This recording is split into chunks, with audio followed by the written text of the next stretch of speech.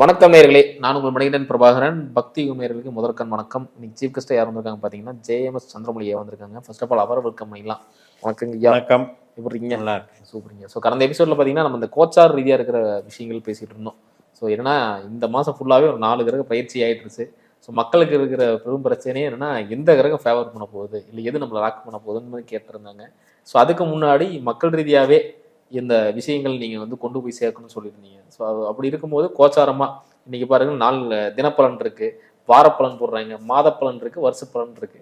So இதெல்லாம் எப்படி இம்பாக்டை கொடுக்க போகுது ஒரு ஜாதகத்தில் அப்படிங்கிற டீகோட் பண்ணி பேச போகிறோம். ஸோ அந்த வகையில் இன்னைக்கு பார்க்கக்கூடிய லக்னம் கன்னி லக்னம். ஸோ இந்த கன்னி லக்னக்காரங்களுக்கு ஜூன் மாசத்துல என்ன மாதிரி நிகழ்வுகள் நடக்கும் அப்படிங்கிற துளியும் எடுக்க போகிறோம். இப்போ கோச்சாரம்ங்கிறது நீங்கள் சொன்ன மாதிரி சந்திரனை வைத்து நாள் பலன். கன்னி லக்னத்துக்கு 2ல் சந்திரன், 3ல் சந்திரன், 4ல் சந்திரன், 12 இடத்தையும் ஒரு மாசத்துல சுற்றி விடுவார். அப்போ அதில் 4, 8, 12 கெட்டது. 4ஆம் இடம், 8ஆம் இடம், 12ஆம் இடத்துல சந்திரன் போகும்போது கொஞ்சம் பிரச்சனை வரும் அப்படிங்கிறத சொல்கிறோம். 3, 7, 11 சந்தோஷத்துக்கு நல்லா இருக்கும், உறவுக்கு நல்லா இருக்கும். 2, 6, 10 வந்து பணபலத்துக்கு நல்லா இருக்கும். இது வந்து தினப்பலன். சரி, வார பலன் எடுத்துக்கிட்டிங்கன்னா புதனை வச்சு எடுக்கணும். இப்போ புதன் வந்து 7ல் இருக்காருன்னு வைங்க, அடுத்து 8க்கு வந்துடுவார், மேஷத்துக்கும் வந்துடுவார். ஸோ அவர் 7ஆம் இடத்துல அல்லது 8ஆம் இடத்துல எங்கே இருந்தாலுமே நம்ம கேள்வி என்னன்னு பார்க்கணும். இப்போ கன்னி லக்னத்துக்கு எல்லாருக்கும் ஒரே கேள்வி இருக்காது. 100 கோடி பேர் இருக்காங்க. அப்போ ஒவ்வொருத்தருக்கும் ஒரு கேள்வி. ஒரு குழந்தை மாணவன் வந்து படிப்பு நல்லா இருக்கான்னு கேட்பார். இப்போ அவருக்கு வந்து மீனத்தில் புதன் வரும்போது அந்த வாரம் வந்து நல்லா இருக்கும். அதே வந்து மேஷத்துக்கு புதன் நகர்ந்த உடனே அவருக்கு படிப்பில் பிரச்சனை வந்துடும். ஏன்னா லக்னத்துக்கு 8. அப்போ அந்த வார பலனில் அந்த வாரம் மட்டும் அவருக்கு படிப்பில் பிரேக் ஆகுது அப்படிங்கிறது வார பலனில் கொண்டு போகிறோம். இது ஒரு உதாரணம். அதே மாதிரி உங்களுக்கு மாத பலன்னா சூரியன் எடுத்துக்கணும். இப்போ சூரியன் வந்து நீங்கள் சொன்ன மாதிரி மிதுன மாதத்துனா எடுத்துக்கலாம், இல்லை ரிஷப மாதம் எடுத்துக்கலாம், வைகாசி மாதம். ஜூனுங்கும் போது உங்களுக்கு இதுலேயும் பாதி அதில் பாதி வரும். இப்போ வந்து ரிஷபத்தில் இருக்கிற சூரியன் நம்ம லக்னத்துக்கு 9ல் இருக்கார். இதை வச்சு தான் நம்ம கேள்வி கேட்டுக்கணும். இப்போ நமக்கு காசு வருமானு கேட்டால் எப்படி வரும்? இந்த மாதம் வராது. ஏன் அப்படின்னு கேட்டால் 2ஆம் வீட்டுக்கு 8ஆம் வீடு. கன்னிக்கு 2ஆம் வீடு துலாம், துலாத்திலிருந்து எண்ணி பாருங்க ரிஷபம் 8ஆம் வீடு. அப்போ பணத்தை கொண்டே போட போகிறாங்கன்னு அர்த்தமா? இல்லை, பணம் சேமிக்க முடியாமல் செலவு வந்துடும். செலவு வந்துடும், அல்லது வேலையில் வருமானம், எதிர்பார்த்த வருமானம் தடைப்பட்டுரும். தடைப்பட்டாலும் இதாக இருக்கும். ஆனால் 9ஆம் இடங்கிறது இவர் ஆரோக்கியமாக இருப்பார். ஏன்னா லக்னத்துக்கு அது நல்லது. உறவுகளோட சந்தோஷமாக இருப்பார், குழந்தை குட்டியோட என்ஜாய்மெண்ட்டாக இருப்பார். ஆனால் இங்கே பணம் இருக்காது. அப்போ 2 விதமாக பிரித்து பார்க்கணும். இப்போ அதே மாதிரி இந்த 9ஆம் இடம் 2க்கு 8ஆம் இடமா இருக்கிற மாதிரி 7க்கு அது மல்டிப்ளை பண்ணுது. இப்போ 9ஆம் இடத்தை 2ஆம் திருமணம்னு சொல்லுவோம். 7ஆம் பாவத்துக்கு அது மல்டிப்ளை. அதனால் அது வந்து நல்லது பண்ணும். அப்படி வந்து இப்போ வந்து டைவர்ஸ் ஆனவங்களுக்கு திடீர்னு இப்போ நமக்கு வந்து ஒரு இது வருது அப்படின்னா அந்த மாதத்தில் அந்த ஒரு தொடர்பு வரும், கல்யாணம் பண்ணுறதுக்கு உண்டான வாய்ப்புகள் வரும். அப்படி எடுத்துக்கணும். 9ஆம் இடம்ங்கிறது பூர்வீகம், இறை நம்பிக்கை, இது சார்ந்தது, படிப்பு, மேல் படிப்பு, இதுக்கெல்லாம் நல்லது பண்ணும். இது மாத சம்மந்தப்பட்டது. இதே வருடத்தின்னு எடுத்துக்கிட்டிங்கன்னா குருவை எடுத்துக்கணும். இப்போ கன்னி லக்னத்துக்கு குருவை எடுத்துக்கிட்டிங்கன்னா அவர் 10ல் குரு பதியை கெடுப்பான்னு சொல்லுவோம். அப்போ பதியை வந்து கெடுத்துருவாரா? எல்லா கன்னி லக்னக்காரர்களுக்கும் எப்படி கெடுப்பாருன்னா, அவங்களுக்கு வந்து குரு வந்து 8, 12 இருந்தால் மட்டும்தான் கெடுப்பார். 10ஆம் இடத்துல இருந்ததுனாலே கெடுத்துட மாட்டார். இப்போ உதாரணத்துக்கு குரு வந்து 2ஆம் வீட்டில் விசாக நட்சத்திரமா இருக்கார், 6ஆம் வீட்டில் பூரட்டாதி நட்சத்திரமா இருக்கார், 10ஆம் வீட்டில் புனர்பூச நட்சத்திரமா இருக்கார்.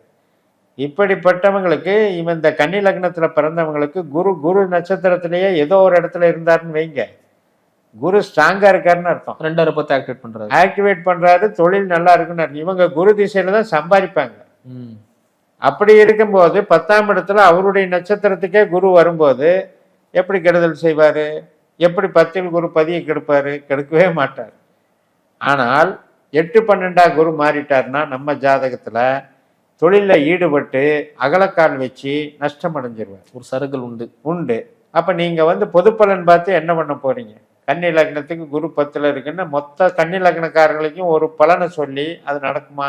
ஆனா நாம ஏன் இந்த இதை சொல்றோம்னா விழிப்புணர்வுக்காக. கண்டிப்பா. ஏன்னா டெய்லி தினசரி டிவியில் நடக்கிறது அதுதான். இந்த ராசி பலன் போடுறாங்க பாக்குது. இன்னி சிலம்பலா கேலண்டர்ல கூட நன்மை கன்னி சுபம் இதுன்னு போகுது. அது எதை சொல்றாங்க? ராசி நிலையானது இல்லைன்னா இன்னும் நிறைய பேருக்கு தெரிய மாட்டேங்குது. லக்னம் தான் நிலையானது. ராசி வயதுக்கேற்ப நகர்ந்து கொண்டே திசாபுத்திக்கேற்ப நகர்ந்து கொண்டு போகிறது.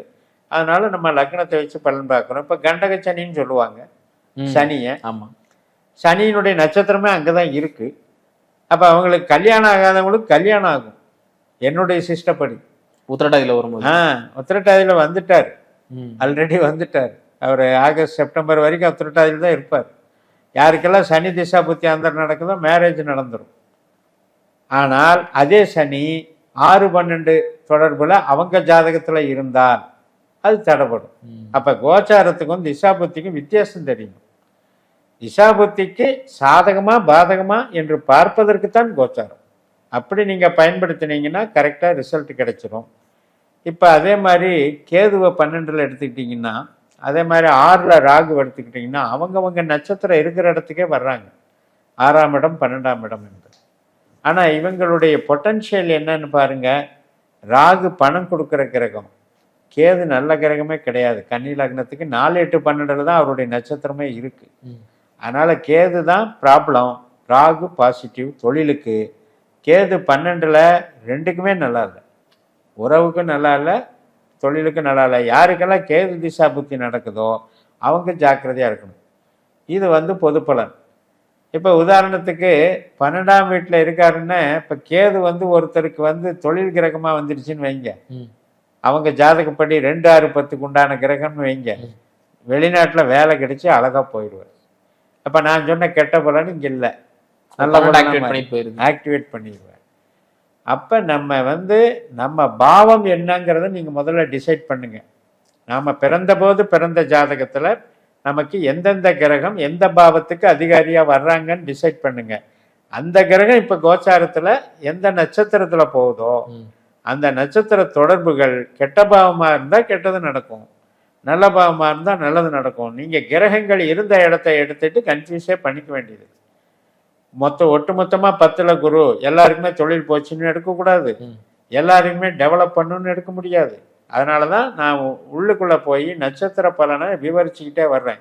இனி அடுத்தடுத்த எபிசோட்ல நம்ம இன்னும் டெக்னிக்கலா போனோம்னா இந்த உள்பிரிவுகள் எல்லாம் தெரிஞ்சுக்கலாம். இப்ப லக்னம், ஆமா, இப்ப கன்னி லக்னம்னு எடுத்துக்கிட்டீங்கன்னா 3 நட்சத்திரம் இருக்கு. உத்திரம், அஸ்தம், சித்திரை 2 பாதம் இருக்கு. இந்த 9 புள்ளிகள்ல இப்ப அஸ்தத்துல பிறக்கிறோம்னா அஸ்தத்துல சந்திரன் மட்டுமே இல்லை, சந்திரனுக்குள்ள 9 கிரகம் இருக்கு. சந்திரனில் சந்திரன், சந்திரனில் செவ்வாய், இப்படி 9 கிரகம் இருக்கு. இப்ப ஒரு லக்னத்துல பிறக்கிறோம், அந்த லக்ன புள்ளி அஸ்தமா இருக்கு. ஆனா உள்ள உபநட்சத்திரம் ராகுவாகவோ குருவாகவோ இருக்குதுன்னு வைங்க. சந்திரனுடைய தன்மையை விட இந்த ராகு குருவனுடைய தன்மை தான் இவருக்கு இருக்கும். அந்த கிரகம் இவங்க பிறந்த ஜாதகத்துல எந்த பாவ தொடர்பு வச்சிருக்கோ அதை அனுபவிக்கத்தான் இவர் பிறந்திருக்காருங்கிறது தான் இந்த ஜோதிடம் காட்டக்கூடிய பலன். சூப்பருங்க, ரொம்ப ரொம்ப நன்றிங்கய்யா. அற்புதமா டீகோட் பண்ணி சொல்லிட்டீங்க. அடுத்தடுத்த காணொலியில் சந்திக்கலாங்கய்யா. நேர்களே இந்த வீடியோ உங்களுக்கு பிடிச்சிருந்தா மறக்காம லைக் பண்ணுங்க, ஃப்ரெண்ட் அண்ட் ஃபேமிலிக்கு ஷேர் பண்ணி கொடுங்க. இதே மாதிரி இன்னொரு காணொலி சந்திக்கும் முறை உங்களுக்கு விடைபெறுவது உங்கள் மணிகண்டன் பிரபாகரன். நன்றி, வணக்கம்.